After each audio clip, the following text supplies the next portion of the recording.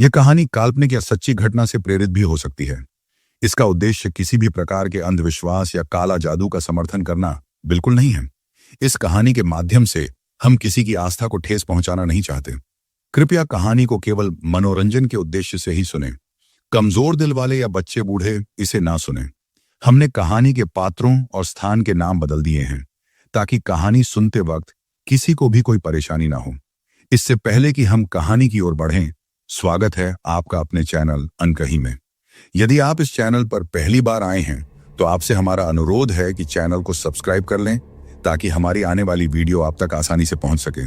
तो आइए चलते हैं कल्पनाओं की दुनिया में। रात के 2:30 बजे थे। हाईवे पर कोहरा ऐसा छाया था मानो सड़क को कोई निगल गया हो। रमेश ने सिगरेट का एक लंबा कश लिया और रेडियो की तरफ झुका। बस साए साए का शोर। कमबख्त रेडियो, वह बड़बड़ाया और डैशबोर्ड पर एक थपकी मारी। ट्रक की खटखट और हाईवे का सन्नाटा, यही उसका हमसफर था। रमेश को यह सुनसान सड़कें पसंद थी। यहां कोई उसकी उदास आंखों को नहीं घूरता था। कोई सवाल नहीं पूछता था कि क्यों उसका चेहरा हर वक्त मायूस रहता है। डैशबोर्ड पर पड़ी एक पुरानी तस्वीर ने उसका ध्यान खींचा। उसकी पत्नी राधा और बेटी गुड़िया, दोनों की हंसी उस तस्वीर में कैद थी। 15 साल पहले की बात थी जब उसकी जिंदगी में रौनक थी। अब सिर्फ ग्लानि थी, एक कसक जो हर रात उसे खाई जाती थी। उस रात अगर वह उनके साथ होता तो शायद। रमेश ने सिर झटका। अब क्या फायदा, उसने खुद से कहा। तभी फोन बजा। मालिक का कॉल था। रमेश, ये माल खास है, रात को ही डिलीवर करना है, रास्ते में मत रुकना, समझा? मालिक की आवाज में कुछ अजीब सा खटका था। रमेश ने हामी भरी, मगर मन में एक बेचैनी सी उठी। माल क्या था? पीछे तिरपाल से ढका एक बड़ा सा बक्सा था जो ताबूत जैसा लगता था। उसने सोचा शायद कोई मशीन होगी, मगर फिर सन्नाटे को चीरती एक हल्की सी खटखट की आवाज आई। रमेश ने रियर व्यू मिरर में देखा। वहां कुछ नहीं, बस अंधेरा। वहम होगा, उसने खुद को तसल्ली दी, मगर दिल धक धक कर रहा था। उसने सिगरेट का आखिरी कश लिया और ट्रक को तेज किया। कोहरा और गहरा हो गया था और हाईवे मानो कोई रहस्य छुपाए था। तभी एक प्यारी सी आवाज गूंजी, पापा। रमेश का दिल जैसे रुक सा गया। रमेश का दिल अब भी धड़क रहा था। पापा। वो आवाज उसके कानों में गूंज रही थी, जैसे कोई पुराना गाना जो भूलने की कोशिश करो मगर वो पीछा न छोड़े। कोहरा और गहरा हो गया था और हाईवे पर सन्नाटा ऐसा कि ट्रक की खटखट भी डरावनी लग रही थी। उसने सिगरेट का एक और कश लिया, मगर तसल्ली न मिली। तभी दूर एक ढाबे की मध्यम रोशनी दिखी। थोड़ा चाय पी लूं, उसने सोचा और ट्रक को किनारे लगाया। ढाबा सुनसान था। सिर्फ एक बूढ़ा आदमी चूल्हे के पास बैठा चाय उबाल रहा था। उसकी आंखें ऐसी थीं मानो हाईवे के सारे राज उनमें कैद हों। रमेश ने चाय का गिलास थामा और पूछा, बाबा, ये सड़क इतनी खामोश क्यों है? बूढ़े ने एक ठंडी नजर डाली और बोला, बेटा, इस हाईवे पर रात को कोई नहीं रुकता। यहां वो भटकती हैं जो जिंदा नहीं मगर चैन से मरी भी नहीं। रमेश हंस पड़ा। बाबा, भूत वूत की बातें छोड़ो। मगर बूढ़े की आंखों में कुछ ऐसा था कि उसका हंसना गले में अटक गया। सुन, बूढ़ा और करीब आया। इस सड़क पर एक ताबूत की कहानी है। जो ड्राइवर उसे ढोता है वो वापस नहीं लौटता। रमेश के हाथ में गिलास कांप गया। उसने अपने ट्रक की तरफ देखा जहां तिरपाल के नीचे वो अजीब सा बक्सा था। वहम है, उसने खुद को समझाया, मगर मन में एक खौफ सा समा गया। ढाबे से निकलते वक्त उसने फिर से वो खटखट सुनी, धीमी मगर साफ। ट्रक के पीछे से उसने पलट कर देखा, मगर कोहरे में कुछ दिखा नहीं। चाय का गिलास जमीन पर गिर गया। बूढ़े ने दूर से पुकारा, बेटा, रात को सड़क पर अकेले मत जाना। रमेश ने ट्रक स्टार्ट किया, मगर अब हर छाया में उसे एक साया दिख रहा था। हाईवे मानो उससे कुछ कह रहा था और वो आवाज फिर गूंजी, पापा, रुक जाओ। रमेश ने ट्रक की स्पीड बढ़ा दी, मगर दिल की धड़कन को तेज कर पाना मुश्किल था। बूढ़े की बातें उसके दिमाग में चक्कर काट रही थीं। ताबूत, भटकती रूहें और वो हाईवे जो रात को जिंदा हो उठता था। बकवास, उसने बड़बड़ाया, मगर वो आवाज, वो पापा, उसके कानों में अब भी गूंज रही थी। कोहरा ऐसा था कि हेडलाइट्स भी बेकार थीं और सड़क मानो कोई पुराना ख्वाब थी जो टूटने को ही तैयार न थी। अचानक रेडियो चालू हो गया। शोर के बीच एक प्यारी सी आवाज उभरी, पापा मुझे बचाओ। रमेश के हाथ स्टीयरिंग पर जम गए। यह उसकी गुड़िया की आवाज थी, वही जिसे वो हर रात सपनों में सुनता था। उसने रेडियो बंद किया मगर आवाज नहीं रुकी। पापा रुक जाओ। अब यह ट्रक के पीछे से आ रही थी, उस ताबूत जैसे बक्से से। रमेश ने रियर व्यू मिरर में देखा मगर वहां सिर्फ अंधेरा था। उसका माथा पसीने से भीग गया। उसके दिमाग ने उसे 15 साल पीछे खींच लिया। वो रात जब राधा और गुड़िया उससे मिलने आ रही थी। रमेश को देर हो गई थी, एक और डिलीवरी की वजह से।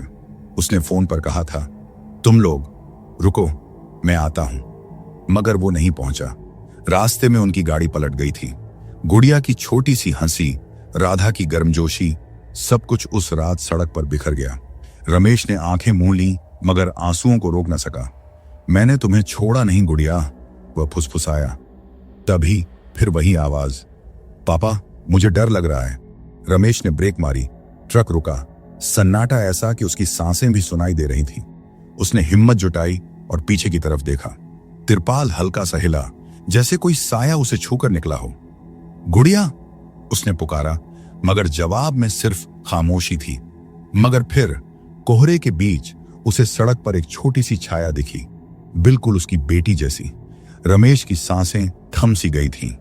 कोहरे के बीच वो छोटी सी छाया बिल्कुल उसकी गुड़िया जैसी सड़क पर खड़ी थी। सफेद फ्रॉक, बिखरे बाल और आंखें जो मानो उसे घूर रही थीं। गुड़िया, उसने फुसफुसाया मगर गला सूख गया।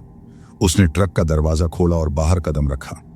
ठंडी हवा ने उसे चाकू की तरह चीर दिया। वो छाया अब भी थी मगर जैसे ही वह करीब गया वो कोहरे में गायब हो गई। रमेश ने चारों तरफ देखा, सिर्फ सन्नाटा और कोहरा। वापस ट्रक में बैठा तो फिर वहीं खटखट, इस बार तेज, जैसे कोई ताबूत के अंदर से जोर जोर से धक्का मार रहा हो। रमेश का दिल धक धक कर रहा था। कौन है? उसने चिल्लाकर पूछा मगर जवाब में सिर्फ वो खौफनाक आवाज। उसने तिरपाल की तरफ देखा। ताबूत जैसा बक्सा अब और भारी लग रहा था, मानो उसमें कोई जिंदा चीज हो। ये मेरा वहम है, उसने खुद को समझाया मगर मन मानने को तैयार न था। उसके दिमाग में गुड़िया का चेहरा घूम गया। वो दिन जब वो उसे कंधों पर बिठाकर मेला दिखाने ले गया था। उसकी हंसी, वो छोटी सी छोटी, सब कुछ जैसे अभी की बात हो। मगर फिर वो रात जब फोन आया था, एक्सीडेंट हो गया। रमेश ने स्टीयरिंग को इतनी जोर से पकड़ा कि उसकी उंगलियां दुखने लगीं। मैंने तुम्हें नहीं छोड़ा गुड़िया, वह बुदबुदाया और आंखों में आंसू आ गए। तभी हेडलाइट्स की रोशनी में वो छाया फिर दिखी, सड़क के बीचों बीच। रमेश ने ब्रेक मारी। ट्रक रुका। लड़की की आंखें खाली थीं मगर चेहरा गुड़िया जैसा। पापा मेरे साथ चलो, उसने कहा और उसकी आवाज हाईवे के सन्नाटे को चीर गई। रमेश का शरीर कांप उठा। वह गायब हो गई मगर ताबूत से खटखट और तेज हो गई। अब यह सिर्फ आवाज नहीं थी, मानो कोई उसे पुकार रहा हो। रमेश ने ट्रक स्टार्ट किया मगर हाईवे अब कोई सड़क नहीं बल्कि एक अनजान साया लग रहा था। रमेश का हाथ स्टीयरिंग पर कांप रहा था। वो छाया गुड़िया जैसी अब कोहरे में गायब थी मगर उसकी आवाज उसके दिल में चुभ रही थी। पापा मेरे साथ चलो। ये शब्द हाईवे के सन्नाटे में गूंज रहे थे। ताबूत से खटखट अब रुक रुक कर आ रही थी, जैसे कोई उसे तंग करने का इरादा रखता हो। रमेश ने ट्रक की स्पीड बढ़ाई मगर मन का बोझ कम ना हुआ। हर छाया में उसे गुड़िया का चेहरा दिखता, हर आवाज में उसकी पुकार सुनाई देती। उसका दिमाग फिर उस रात को खींच ले गया। राधा ने फोन पर कहा था, रमेश गुड़िया तुम्हें बहुत याद कर रही है, जल्दी आ जाओ। मगर वो एक और डिलीवरी में उलझ गया था। बस 1 घंटा राधा, उसने कहा था, मगर वो घंटा उनकी जिंदगी की आखिरी सांस बन गया। एक्सीडेंट की खबर ने उसे तोड़ दिया था।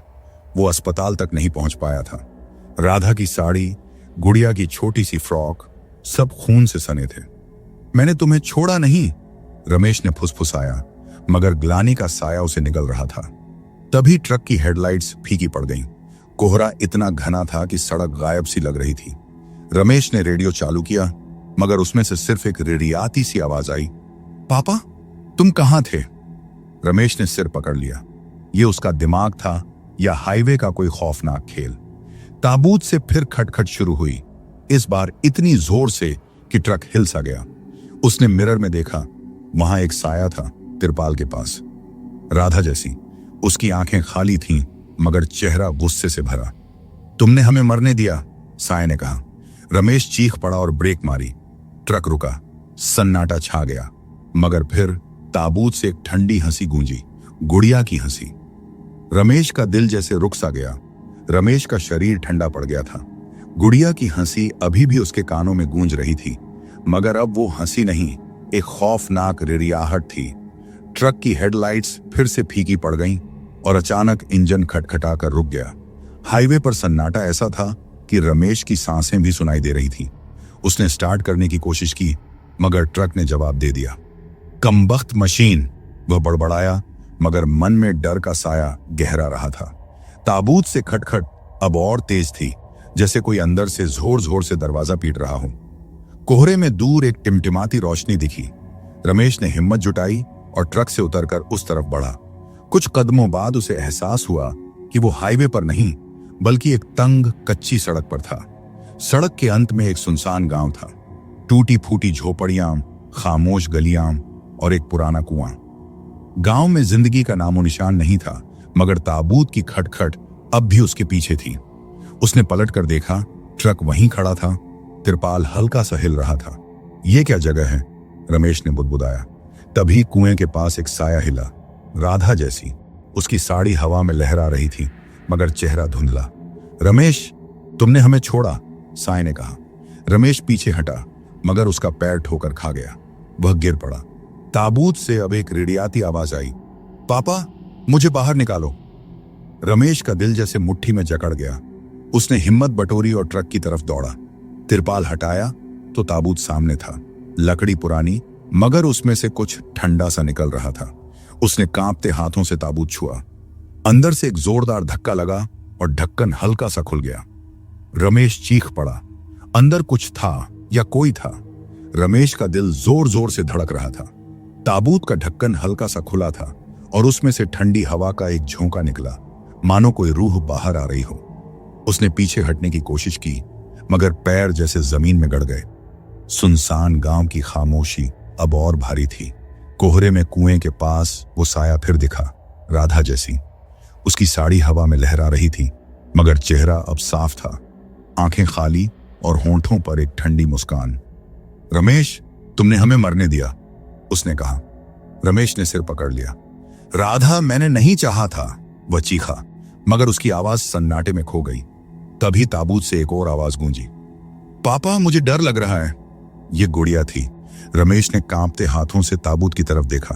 ढक्कन अब और खुल गया था और अंदर से एक छोटा सा साया उभरा, उसकी बेटी जैसा। गुड़िया, उसने पुकारा, मगर वो साया हल्का सा हिला और कोहरे में गायब हो गया। रमेश का दिमाग चकरा रहा था। ये सच है या मेरा वहम, उसने बुदबुदाया। उसकी ग्लानि, उसका खौफ, सब मिलकर उसे पागल कर रहे थे। उसने याद किया वो रात जब उसने राधा और गुड़िया को अकेले छोड़ दिया था। बस एक डिलीवरी, राधा, उसने कहा था, मगर वो डिलीवरी उसकी जिंदगी की सबसे बड़ी गलती बन गई। अब क्या ये हाईवे उसे सजा दे रहा था? ताबूत से फिर खटखट हुई और इस बार एक ठंडी हंसी। रमेश ने तिरपाल खींचा। ताबूत खुला पड़ा था, मगर अंदर कुछ नहीं, सिर्फ अंधेरा। मगर फिर उस अंधेरे में दो आंखें चमकी, राधा की, गुड़िया की। तुम हमारा पीछा क्यों कर रहे हो? रमेश चिल्लाया। जवाब में सिर्फ सन्नाटा था और फिर कोहरे से एक ठंडी आवाज, क्योंकि तुमने हमें छोड़ा। रमेश का शरीर पसीने से तर था। ताबूत के अंधेरे में चमकती आंखें राधा और गुड़िया की उसे घूर रही थीं। तुमने हमें छोड़ा, वो ठंडी आवाज फिर गूंजी, मानो हाईवे की हर छाया उससे यही सवाल कर रही हो। रमेश ने सिर पकड़ लिया। चीखना चाहा, मगर गला सूख गया। सन्नाटा इतना गहरा था कि उसकी धड़कनें भी सुनाई दे रही थीं। उसने हिम्मत जुटाई और ताबूत के पास गया। बस, अब बहुत हुआ, उसने बुदबुदाया।